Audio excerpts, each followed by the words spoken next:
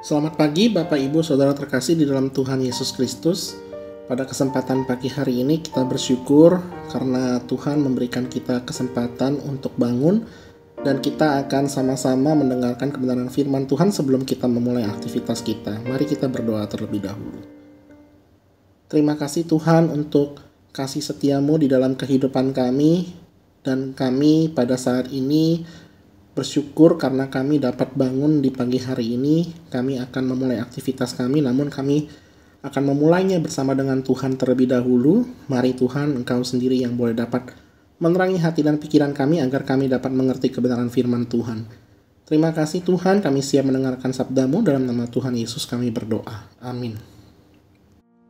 Saudara, pada pagi hari ini kita sama-sama akan merenungkan kebenaran firman Tuhan yang terambil dari Nehemia 3. Dan saya akan memberikan tema bersama membangun gereja Tuhan.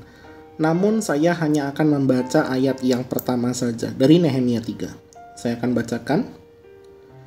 Maka bersiaplah imam besar Eliasib dan para imam, saudara-saudaranya, lalu membangun kembali pintu gerbang domba. Mereka mentahbiskannya dan memasang pintu-pintunya. Mereka mentahbiskannya sampai menara Mea, menara Hananel. Sedemikian jauh pembacaan firman Tuhan. Berbahagialah setiap kita yang melakukannya di dalam kehidupan kita sehari-hari.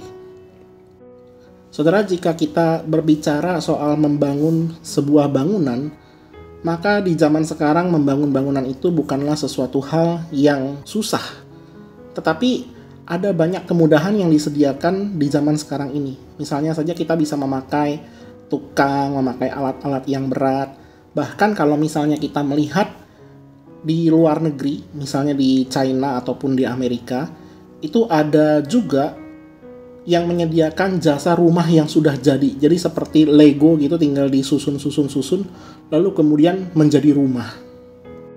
Nah, jika kita bandingkan dengan zaman dahulu, misalnya kita tarik ke dalam perjanjian lama, khususnya di zaman Nehemia, membangun bangunan atau membangun sebuah hal fisik itu membutuhkan tenaga ekstra. Kita sudah sama-sama tahu siapa itu Nehemia. Nehemia itu dia adalah seorang yang dibesarkan jauh dari tanah airnya. Ia memiliki jabatan dan kehidupan yang enak sebenarnya. Tetapi Nehemia ini sebenarnya rindu untuk membangun kembali Yerusalem, kampung halamannya yang sudah porak-poranda akibat dijajah oleh bangsa asing. Nah, saudara, membangun kembali sebuah tembok Yerusalem itu bukanlah perkara yang gampang. Karena ada bagian-bagian tembok yang runtuh dan juga yang berlubang. Banyak pintu gerbang yang terbakar sudah tidak berbentuk lagi, sehingga itu membutuhkan banyak tenaga dan juga waktu. Maka dari itu, untuk membangun tembok Yerusalem membutuhkan sekali banyak sumber daya manusia.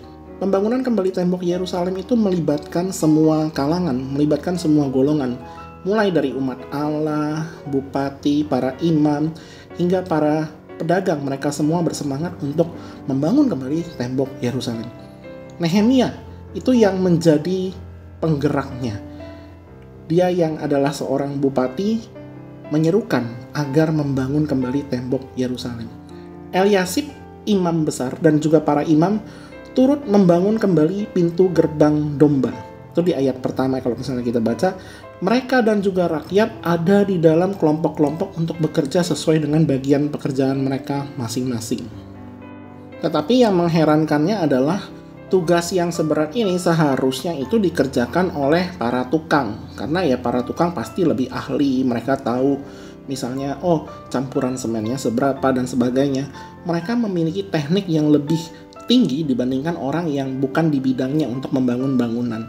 Tetapi kalau misalnya kita lihat, yang seperti saya sudah sebutkan di awal, semua kalangan, baik dari pejabat, rakyat, itu turut bergerak membangun kembali tembok kota.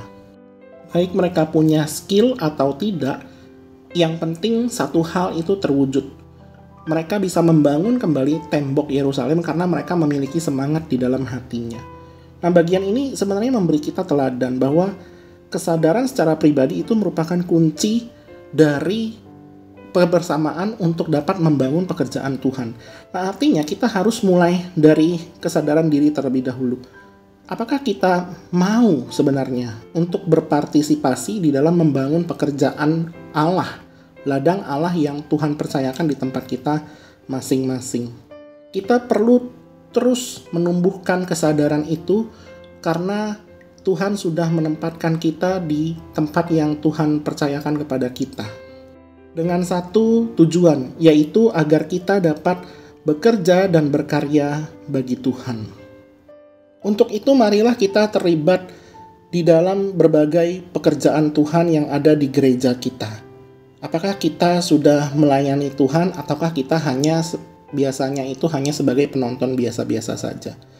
Kita perlu melihat diri kita dan berkata, apa yang saya bisa lakukan untuk pekerjaan Tuhan yang ada di gereja kita ini? Kita harus terus menuntut diri kita, bukan menuntut orang lain. Menuntut diri, aku mau bekerja bagi Tuhan, aku mau melayani Tuhan.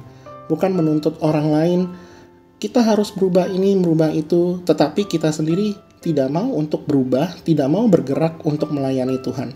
Maka dari itu, satu kunci dari melayani Tuhan, satu kunci dari mau membangun gereja Tuhan adalah dari kecintaan kepada Tuhan sendiri.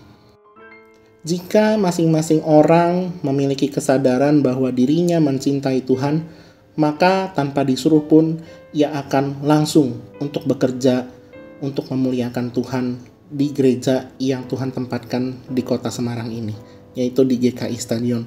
Mari saudara kita sama-sama bergerak membangun gereja Tuhan. Tujuannya bukan untuk kemuliaan manusia, bukan kemuliaan hamba Tuhan, bukan kemuliaan majelis, pelayan, dan sebagainya. Tetapi tujuannya satu, untuk kemuliaan Tuhan sendiri. Karena atas dasar apa? Yang utama adalah memiliki hati yang cinta kepada Tuhan. Kiranya Tuhan Yesus memberkati kita sekalian. Mari kita berdoa. Terima kasih Tuhan karena kami telah diberikan kesempatan untuk boleh dapat merenungkan kebenaran firman-Mu ini. Ajarkanlah kami bukan hanya sebagai pendengar saja tetapi menjadi pelaku firman Tuhan, dan agar kami bisa bersama-sama bergerak membangun gereja Tuhan karena satu hal ya Tuhan, yaitu karena kami mencintai Tuhan. Terima kasih Tuhan, kiranya Tuhan juga memimpin langkah kehidupan kami pada hari ini. Hanya di dalam nama Tuhan Yesus kami berdoa.